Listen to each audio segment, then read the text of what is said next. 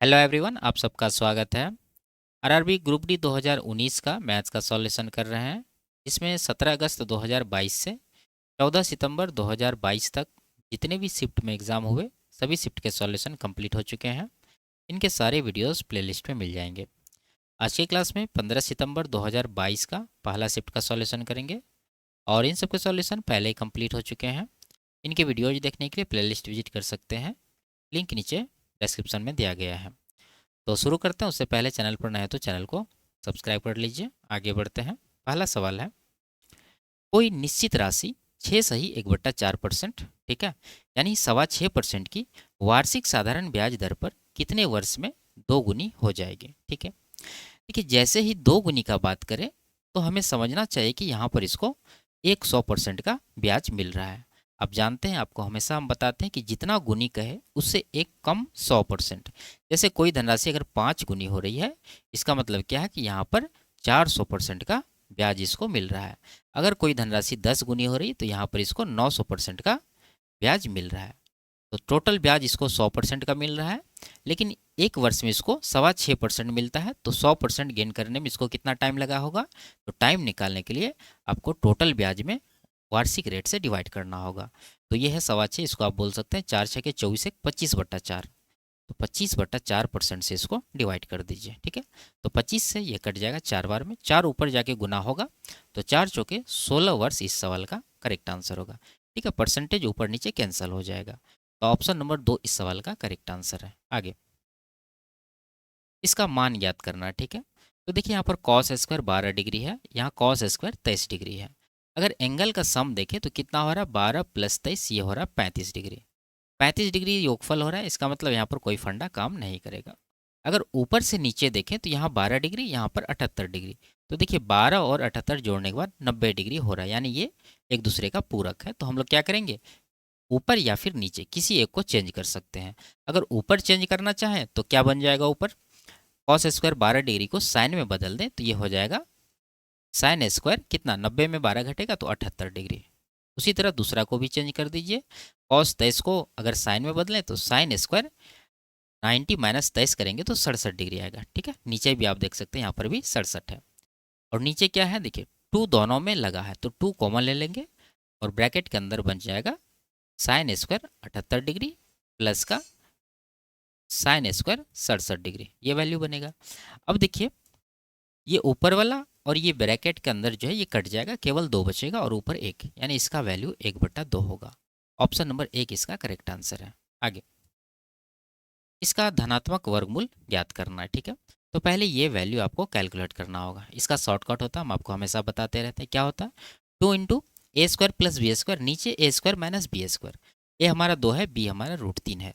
तो ब्रैकेट के अंदर होगा 2 का स्क्वायर 4 प्लस √3 का स्क्वायर 3, और नीचे 4 - 3 हो जाएगा, और प्लस का 11 पहले से दिया हुआ है। तो ये वैल्यू कितना होगा? 4 3 7 दूना 14, और नीचे 1 हो गया तो 14 + 11 ये हो जाएगा 25। अगर इसका वर्गमूल चाहिए तो 25 का वर्गमूल कितना होगा? 5।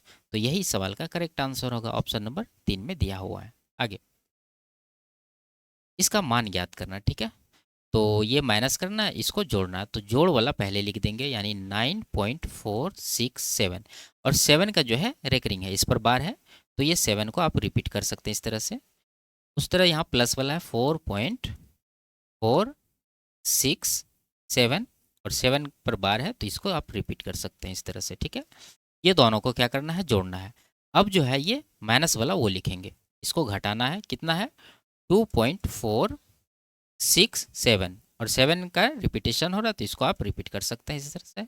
अब सबको साथ में लीजिए, ऊपर वाला दोनों को जोड़ेंगे, नीचे वाला माइनस करेंगे, तो 7 7 14, 14 में 7 घटा 7, 7 7 14 में 7 घटा 7, 6 6 12 में 6 घटा 6, 4 4 8 में 4 घटा 4, 9 4 13 में 2 घटा 11, और पॉइंट यहाँ पर है लगा देंगे। तो ये चीज़ आपका निकल कर आया है। इसको आप किस तरह से लिख सकते हैं? जैसे 7 का रेकरिंग यहाँ भी होगा, इस सब में हो रहा है, तो इसको आप लिखेंगे 11.467 और 7 पर बार। ये वैल्यू को आपको क्या करना है? फ्रैक्शन में बदलना है, क्योंकि आंसर जो है फ्रैक्शन में दे रखा है। तो ये कितना होगा? इसको फ्रैक्शन में बदलने के लिए आपको पॉइंट और रेकरिंग छोड़ करके नंबर लिखना होगा। तो नंबर बनेगा 11,467, 11,467। और उसमें माइनस वो करना है जिसका रेकरिंग नहीं हो रहा है। जैसे यहाँ ये है 1146, तो 1146 आप इसमें माइनस कर देंगे और नीचे पॉइंट के बाद जितने अंक पे बार है उतना 9, तो यहाँ पर एक अंक पे बार है, एक बार 9 देंगे। और पॉइंट के बाद जितने अंक पे बार नहीं है उतना 0, तो यहाँ पर 2 अंक ऐसा है जिस पे बार नहीं है, तो 2 बार 0 देंगे। इसको कैलकुलेट करिए, घटाने के बाद यहाँ 1 बचा और यहाँ पर 2, और यहाँ पर 114 में 11 घटाएंगे तो 103, नीचे 900। ठीक है, तो आंसर अगर देखें तो सेम चीज़ यहाँ दे रखा है ऑप्शन नंबर 2 में, 10,321/900, ये इसका करेक्ट आंसर होगा। आगे, ये द्विघात समीकरण है, इसके बारे में पूछ रहा है कि ये क्या होगा। तो देखिए ये चीज़ आपको देने के लिए आंसर, यानी कि 2 डिस्टिंक्ट रियल रूट्स, यानी 2 भिन्न और वास्तविक मूल होंगे, इस तरह का आंसर देने के लिए आपको सबसे पहले इसका क्या कैलकुलेट करना होगा, डिस्क्रिमिनेंट यानी डी का वैल्यू कैलकुलेट करना होगा। डी बराबर बी² माइनस 4ac होता है, ये आपको पता होना चाहिए। अब देखिए इसमें वैल्यू रखिए, बी मतलब क्या, ये जो x का गुणांक है वो x का गुणांक है 4√3 माइनस में, तो इसका स्क्वायर जब देंगे तो 4 चौके 16, √3 का स्क्वायर 3, तो 16 या 48 हुआ, तो 48 यहाँ आ जाएगा, क्योंकि ये माइनस में है, अगर इसका स्क्वायर करेंगे तो प्लस में वैल्यू आएगा, तो प्लस का यहाँ 48 देंगे। ठीक है, माइनस 4ac, 4 इंटू ए कितना है, x² का गुणांक जो होता है ए होता है 3, और c कॉन्स्टेंट जो होता है 4 वो है, तो कितना आ गया 48, इधर 4 या 12 चौके 48, तो 48 में 48 माइनस होगा तो 0 आएगा। अगर 0 आ गया तो क्या कंडीशन होता है, अगर 0 रहता है तो 2 समान और वास्तविक मूल होते हैं, तो कौन सा ऑप्शन है, 2 इक्वल एंड रियल रूट्स, ये ऑप्शन नंबर 2 इसका करेक्ट आंसर होगा। ठीक है, अब कंडीशन याद रखिए, डी अगर 0 के बराबर रहता है तो 2 वास्तविक और समान मूल होते हैं, डी अगर 0 से बड़ा होता है तो 2 वास्तविक और भिन्न मूल होते हैं, तो इस कंडीशन में ऑप्शन नंबर 1 आपका आंसर होता है। ठीक है, अगर डी लेस देन 0 होता है तो इनके मूल काल्पनिक होते हैं। ठीक है, तो इस कंडीशन में ऑप्शन नंबर 3 आपका आंसर होता है, नो रियल रूट्स। आगे, इसमें भी वही चीज कह रहा है, आपको एक सवाल हम बता चुके हैं, आप अपने से इसको सॉल्व कर लीजिए। आगे, यदि ये है तो y का मान ज्ञात करना, तो ये समानुपात में आप जानते हैं कि इसमें बाहर वाले दोनों का गुणनफल बीच वाले दोनों के गुणनफल के बराबर होता है, तो यहाँ बाहर वाला जब गुना करेंगे तो 6 गुना y 6y हो जाएगा, और बीच वाला 18 गुना 18 आप लिख सकते हैं, 6 से काट दीजिए 18 को 3 बार में, तो y का वैल्यू कितना आ गया 18 या 54। ठीक है, ऑप्शन नंबर 2 इसका सही आंसर है। आगे, एक लड़का अपने घर से 3 किलोमीटर प्रति घंटा के चाल से विद्यालय जाता है। ठीक है, और विद्यालय से 5 किलोमीटर प्रति घंटा की चाल से घर लौटता है, उसे विद्यालय जाने और वापस लौटने में कुल 4 घंटे लगते हैं, उसके घर और विद्यालय के बीच की दूरी कितनी है। ठीक है, डिस्टेंस आपको निकालना है। देखिए, अगर हम लोग देखें इस लड़का का स्पीड क्या है, तो जाने का स्पीड है 3 किलोमीटर प्रति घंटा, और आने का स्पीड क्या है, विद्यालय से जब वापस आता है तो 5 का स्पीड इसका रहता है, तो 3:5 इसका जो है स्पीड का रेशियो है। तो टाइम का रेशियो अगर हम लोग जानना चाहें तो क्या हो जाएगा, इसका उल्टा हो जाएगा, यानी 5:3 हो जाएगा। और यहाँ पर देखिए सवाल में टोटल टाइम दे रखा है 4 घंटे, अगर रेशियो में दोनों का टाइम देखें आने का और जाने का, तो टोटल होगा 5×3 8 यूनिट, जबकि एक्चुअल में सवाल में दे रखा है 4 घंटे, तो ये 8 यूनिट 4 घंटे के बराबर होगा। कितना गुना है, आधा गुना आप इसको बोल सकते हैं। आपको दूरी निकालना है तो क्या चाहिए, चाल और समय, चाल अगर ये लेंगे तो समय आपको ये निकालना होगा, अगर चाल ये लेंगे तो समय ये निकालना होगा। ठीक है, तो हम लोग क्या करेंगे, ये वाला ही निकाल लेते हैं, तो 8 का आधा है तो 3 का आधा कितना होगा 1.5, यानी इतना आवर इसको वापस आने में लगता है, किस स्पीड से 5 किलोमीटर प्रति घंटा, तो इसका जो डिस्टेंस होगा वो क्या होगा 5 गुना 1.5, गुना करने के बाद 7.5 किलोमीटर इसका आंसर बनेगा, ऑप्शन नंबर 4 में दिया है। आगे, एक क्रिकेट क्लब ने 2100 रुपया में 12 बल्ले और 18 गेंदें खरीदी। कुछ दिनों के बाद उसी प्रकार के 8 बल्ले और 22 गेंदों को समान दरों पर खरीदा गया, जिनका मूल्य 1900 रुपया था, एक बल्ले का मूल्य ज्ञात कीजिए। ठीक है, देखिए साधारण सा सवाल है, आप इक्वेशन बना के इसको सॉल्व कर सकते हैं। देखिए बल्ला को हम लोग क्या करेंगे x मान लेंगे और गेंद को y मान लेंगे। ठीक है, क्योंकि दोनों का अल्फाबेट सेम होता है, बैट और बॉल। तो पहला इक्वेशन क्या बनेगा, 12 बल्ले है तो 12x, और 18 गेंद है तो 18y, और दोनों का टोटल मूल्य कितना है 2100 रुपया, तो बराबर 2100 कर देंगे। पहला इक्वेशन हो गया। दूसरा इक्वेशन क्या बनेगा, 8 बल्ले है तो 8x। देखिए आप क्या करिए, यहाँ पर 12 है यहाँ पर 8 है, 8 का अगर 1.5 गुना करें तो 12 है, तो आप पूरा डेटा में ये दूसरा वाला कंडीशन का 1.5 से गुना कर दीजिए 1.5 से, ठीक है। तो 8 का 1.5 गुना 12 हो जाएगा, यानी 12x। 22 का 1.5 गुना 33y। उसके बाद 1900 का 1.5 गुना, तो 19 9 2850 हो जाएगा, तो 2850 यहाँ पर आ जाएगा। ये हो गया आपका दूसरा इक्वेशन, ठीक है। अब देखिए आप डायरेक्ट यहाँ पर इसको कटा पाएंगे। अगर पहला में दूसरा को घटा दीजिएगा तो ये तो कट ही जाएगा। यहाँ पर 18 में 33 घटाएंगे, माइनस का 15 हुआ है। और राइट साइड 2850 में 2100 घटाएगा, माइनस लगा दीजिए, यानी कि 750 माइनस में आएगा। 15 से ये कट जाएगा 50 बार में, यानी y का वैल्यू 50 आ गया। y कितना, y जो है गेंद है, लेकिन हमसे बल्ले का पूछ रहा है, तो किसी एक इक्वेशन में रख के निकाल लेंगे। देखिए अगर हम लोग पहला में रख लें y बराबर 50, तो यहाँ पर क्या बनेगा, ये 12x बराबर 2100। और ये अगर 50 रखेंगे तो 18 पंचे 90, 900 वैल्यू इसका आएगा, जो कि राइट साइड जाके माइनस हो जाएगा 900। तो x बराबर हो जाएगा 1200 बटा 12, ठीक है। ये 12 नीचे, तो 100 बार में ये कटेगा। x का मान कितना आ गया, 100, यानी बल्ले का मूल्य कितना है, 100 रुपया। ऑप्शन नंबर 2 इसका करेक्ट आंसर है।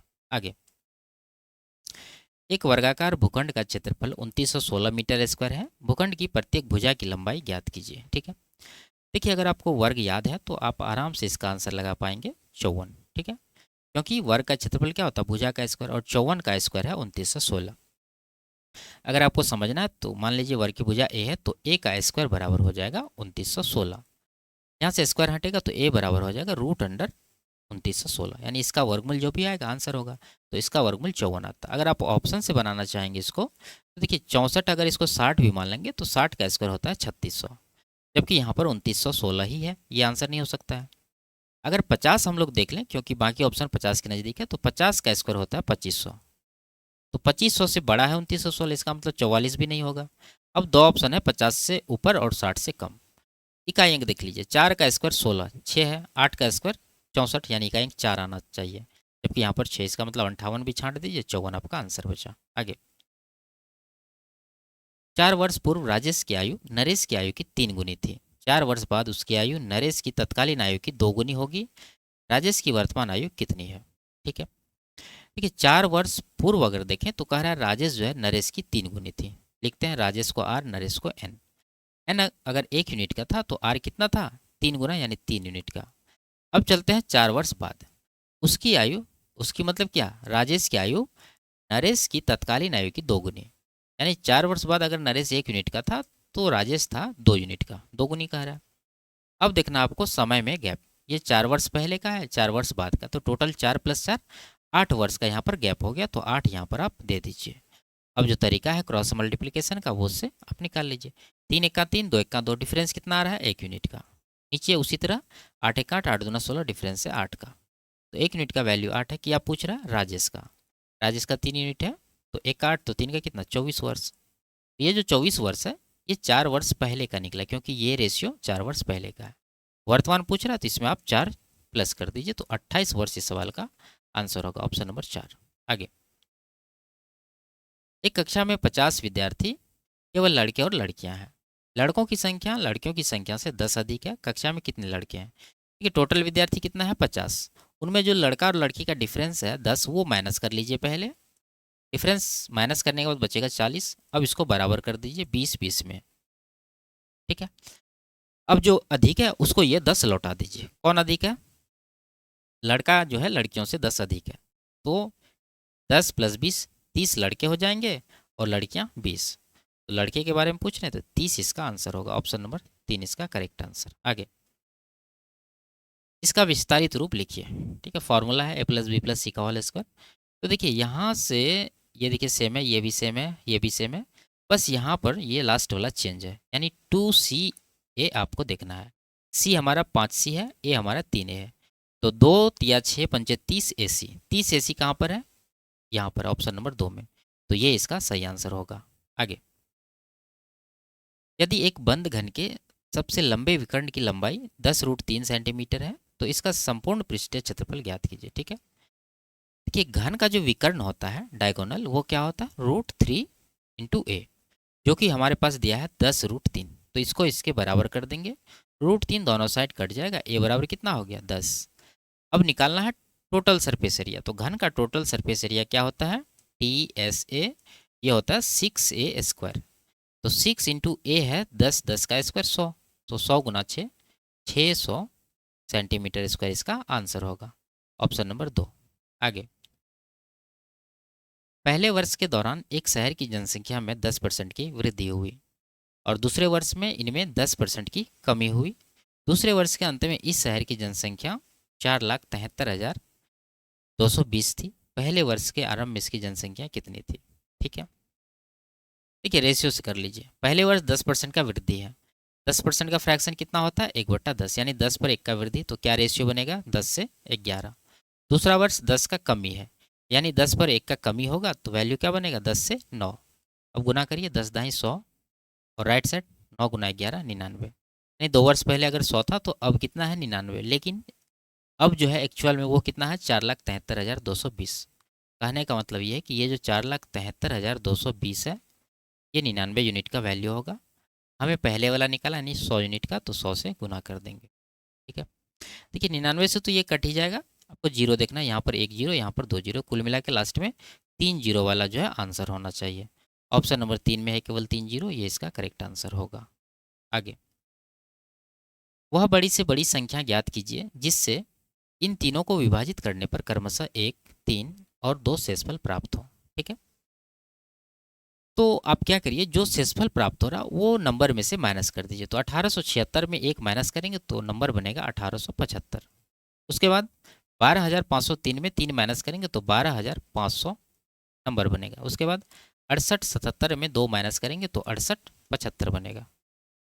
तो वो बड़ी से बड़ी संख्या जो हमसे पूछ रहा है वो क्या होगा? वो होगा इन तीनों का HCF। ठीक है, आप इसको याद रखिए।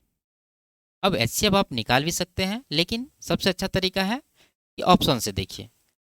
अगर नंबर को देखें तो ये लास्ट में देखिए 75, 00, 75, ये 25 का मल्टीपल है तीनों नंबर, यानी जो भी HCF होगा वो 25 का जरूर मल्टीपल होगा। पहला ऑप्शन 25 का मल्टीपल है, दूसरा नहीं है हटा दीजिए, तीसरा है, चौथा नहीं है हटा दीजिए। अब 2 ऑप्शन है, 2 ऑप्शन को आप कैसे छाटेंगे? देखिए, ये तो 25 गुना 25 है 625। ठीक है, ये 675, 7, 5, 12, 6, 18, 9 का मल्टीपल है। अगर HCF 9 का मल्टीपल, इसका मतलब नंबर भी 9 का मल्टीपल होना चाहिए। क्या है? 7, 5, 12, 8, 20, 1, 21, 9 का मल्टीपल नहीं है, इसका मतलब ये HCF नहीं हो सकता। एक ही ऑप्शन बचा, ऑप्शन नंबर 1 इसका करेक्ट आंसर होगा। ठीक है, आगे, पाई चार्ट ABC अस्पताल में 2021-22 के दौरान विभिन्न विशेषज्ञों को दर्शाता है। यदि कुल विशेषज्ञों की संख्या 60 थी तो ENT विशेषज्ञ कितने थे? ठीक है, देखिए ENT कहाँ पर है वो खोजना होगा आपको। ENT यहाँ पर है, देखिए ENT स्पेशलिस्ट 42 डिग्री, और टोटल कितना होता है, यानी केंद्रीय कोण 360 डिग्री। तो हमें 42 डिग्री का निकालना है, किस पर? 360 पर। और ये निकालना किसका है? टोटल कितने डॉक्टर हैं? 60, तो 60 से इसमें गुना कर दीजिए। तो 60 से ये कट जाएगा 6 बार में, 6 से ये कट जाएगा 7 बार में, तो 7 इस सवाल का सही आंसर होगा, ऑप्शन नंबर 3। आगे, एक स्कूल क्रिकेट टीम के 9 सदस्यों के वजन इस तरह से है। यदि माध्य वजन 56 kg है तो x का मान ज्ञात कीजिए। ठीक है, तो आप जोड़ के इक्वेशन बना सकते हैं, नहीं तो दूसरा सबसे आसान तरीका क्या है? डेविएशन देख लीजिए। तो इसका माध्य कितना है? 56, तो 56 से सबको तुलना करिए। पहला वैल्यू 50 है, 56 से 50 कम है, कितना कम है? 6, तो माइनस का 6 लिखिए। उसके बाद 63, 56 से ज़्यादा है कितना? 7, तो प्लस का 7 लिखिए। उसके बाद x रहने दीजिए। 62, 56 से 6 ज़्यादा है तो प्लस का 6 देंगे। उसके बाद क्या है? 64, 56 से 8 ज़्यादा है तो प्लस का 8 देंगे। उसके बाद यहाँ पर है 48, 56 से 8 कम है तो माइनस का 8 देंगे। उसके बाद 51, 56 से 5 कम है तो माइनस का 5। 55, 56 से 1 कम है तो माइनस का 1। उसके बाद 48 जो है 56 से 8 कम है तो माइनस का 8। अब इसको कैलकुलेट करिए। इसको अगर देखें तो +6 -6 कट जाएगा, +7 है यहाँ पर। ठीक है, और यहाँ देखिए +8 -8, ये दोनों भी कट जाएगा। अब यहाँ पर 8, 1, 9, 5, 14 आया माइनस में, और यहाँ प्लस में 7 है, तो 14, 7, यानी माइनस का 14 प्लस का 7, कुल मिला के माइनस का 7 आएगा। अगर यहाँ पर डेविएशन माइनस का 7 आया है तो आपको क्या करना है? x का मान निकालने के लिए माध्य यानी 56 में +7 कर देना है, तो 63 आपका आंसर बचेगा। ठीक है, ऑप्शन नंबर 3 इसका सही आंसर है। अगर यहाँ प्लस में 7 आता तो यहाँ पर क्या कर देते, माइनस का 7 कर देते। ठीक है, आगे इसका समांतर माध्य ज्ञात करना। ठीक है, तो जोड़ के डिवाइड कर देंगे, सिंपल सा है। तो कितने फ्रैक्शन है, 3 3 6, तो पहले जोड़ लीजिए, 2 6 8 4 12 16 28 3 31 2 33, 33 हो गया पूर्णांक। पॉइंट वाला देखिए, 0.5 1 हो गया, 1 2 1 3, यानी 33 3 36 हो गया योगफल। और यहाँ पर 6 फ्रैक्शन है तो 6 से इसको डिवाइड कर देंगे, तो 6 इसका माध्य आएगा। ऑप्शन नंबर 1 इसका सही आंसर है। आगे, दो पाइप एक टंकी को क्रमशः 25 घंटे और 35 घंटे में भर सकते हैं। दोनों पाइपों को एक साथ खोलने पर टंकी को भरने में लगने वाला समय ज्ञात कीजिए। ठीक है, तो साधारण सा है, दो पाइप है तो आप सीधा सीधा क्या कर सकते हैं, 25 गुना 35 और नीचे दोनों को जोड़कर, क्योंकि दोनों भरने वाला ही है। तो 25 प्लस 35 ये हो जाएगा 60, 5 से 12, 5 से 5 बार में, तो 35 पंचे 175 हो जाएगा, नीचे 12। ऑप्शन में दिया है 2 नंबर में। आगे, निम्नांकित चित्र के अनुसार त्रिभुज क्यू आर एस सर्वांगसम कौन सा त्रिभुज है, ये आपसे पूछा जा रहा है। और नोट में दिया गया है कि आर एक निर्दिष्ट मापों के अनुसार नहीं खींचा गया। ठीक है, कोई बात नहीं, बस हमें आंसर चाहिए। अगर देखें तो त्रिभुज है क्यू आर एस, कहाँ पर है, देखिए क्यू आर एस, ऑर्डर आपको मेंटेन करना है। और दोनों त्रिभुज सर्वांगसम है, दिख ही रहा है, तीनों का भुजा बराबर है और इनके संगत कोण भी बराबर है। देखिए ये कोण बराबर है, ये कोण बराबर है और ये तीसरा भी बराबर होगा। जब दो कोण बराबर है तो तीसरा बराबर होगा। तो ऑर्डर यहाँ से आया है क्यू आर एस, तो आप भी उसी तरह अपोजिट में चलिए, क्यू पी टी, तो त्रिभुज क्यू पी टी इसका आंसर होगा।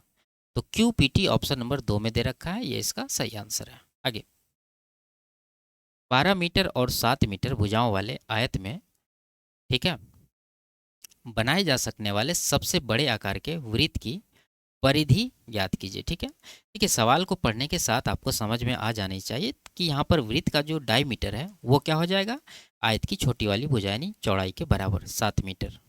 आप समझ भी सकते हैं, मान लीजिए ये एक आयत है, इसमें हम लोग बड़ा से बड़ा वृत्त खींच दें तो ये सिर्फ लंबाइयों को टच करता है, तो इनके बीच का जो ये दूरी होगा वो क्या होगा, ये चौड़ाई के बराबर होगा। अगर चौड़ाई बी है तो ये भी बी होगा, तो इसीलिए ये चीज़ आपको पता होनी चाहिए। अगर व्यास 7 है तो वृत्त का परिधि कितना हो जाएगा, 22 हो जाएगा।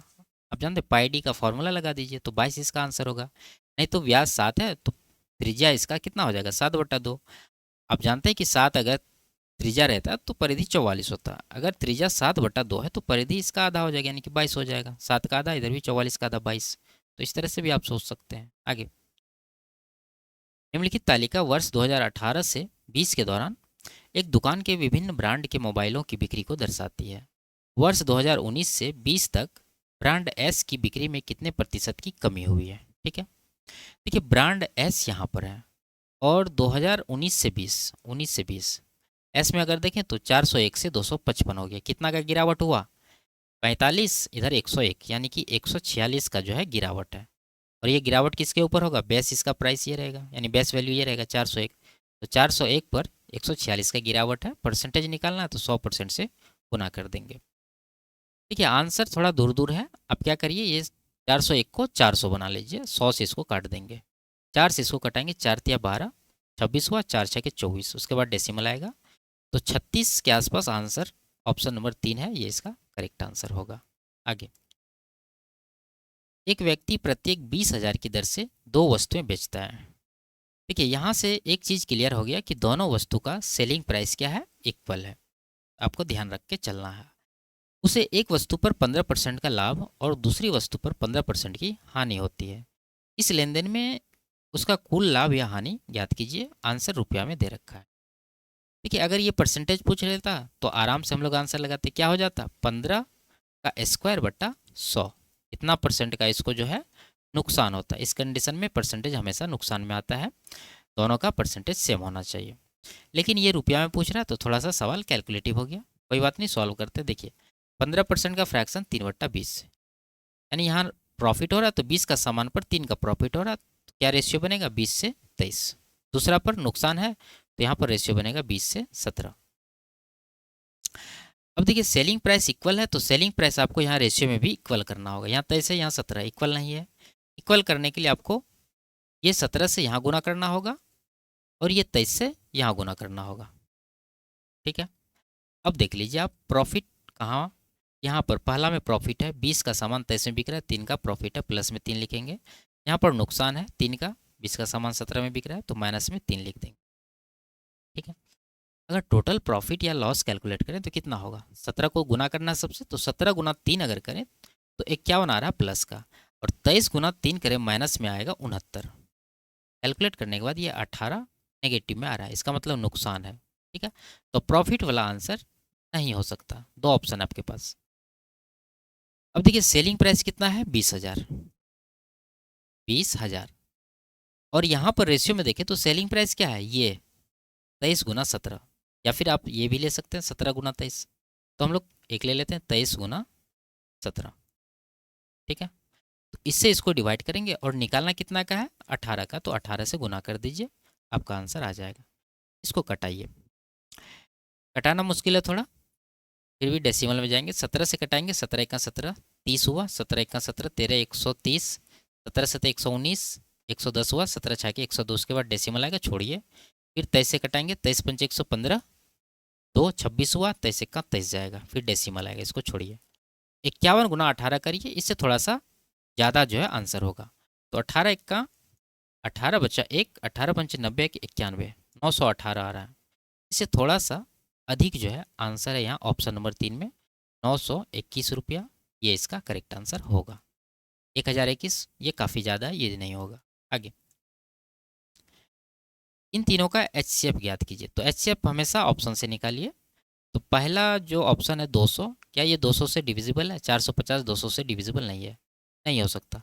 100 से भी डिविजिबल नहीं है, ये भी नहीं होगा। 150 से डिविजिबल है, ये भी 150 से कट रही है, ये भी कट रहे हैं, इसका मतलब 150 जो इस सवाल का करेक्ट आंसर होगा। ठीक है, ऑप्शन नंबर 4 नहीं होगा।